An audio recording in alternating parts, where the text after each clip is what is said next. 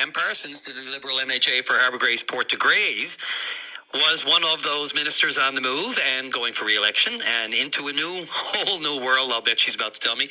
Still getting her feet wet as the newly minted Minister of Rural Economic Development, Minister of Labour, Minister responsible for Workplace NL. Holy Moses, no lack of files there.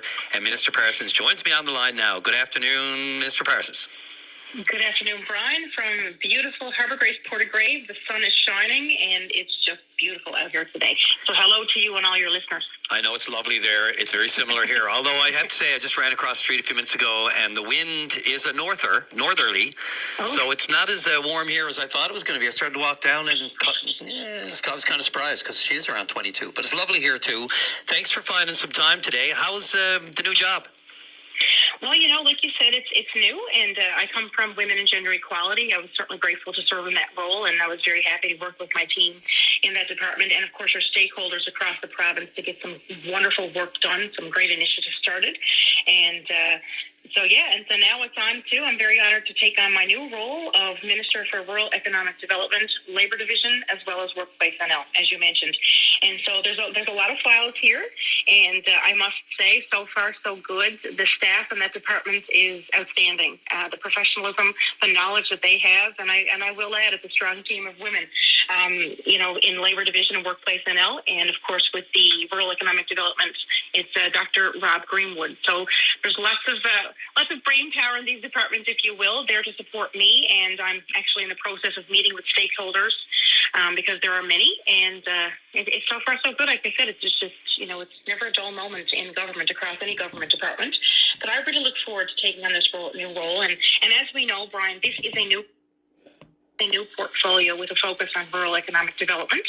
And so I really look forward to getting around the province and to meeting with stakeholders, whether it be in the fishery, whether it be for minerals and tourism, because we have so many wonderful, abundant industries throughout Newfoundland and Labrador. And I always say I sincerely believe that we have all the ingredients to be an abundant superpower that the world needs, especially at this time as we're facing an unprecedented time, as what we're seeing actually dealing with our neighbors of the south with regards to tariffs. And you also would know that trade has also been included in a portfolio for industry, energy, and technology among these new moves. So this is exciting times. Yeah, and I mean, rural economic development does not come without, labor. Any of them, Workplace NL does not come without their challenges, especially rural economic. There are any number of issues, facing the rural areas of the province. What do you tackle first? I mean, I'm sure there are files just waiting for you. Well, there are, and again, it's about figuring it out and what the exact focus is.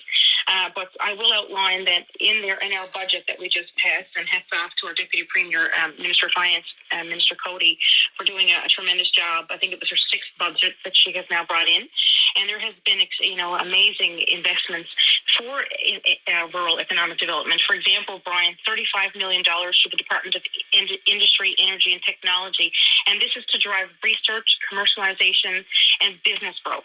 Another $16.8 million to improve rural transportation infrastructure, which would include paving of roads, replacing of culverts and bridges, which supports local employment and small businesses.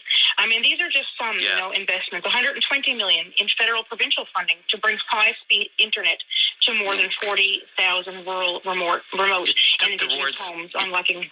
Took the words right out of my mouth there. I was just about to ask you for a little too specifically, and especially when it comes to cell and internet service. So, yeah, I'm glad you touched on that one as well. Pam, I wish I had... we need to improve that, yeah. Oh, my God, I wish I had more time. We could talk about the cameras that have gone in. We could talk about the search for Amelia Earhart. We could talk all day about your district and the great things and how beautiful it is. Oh, my God.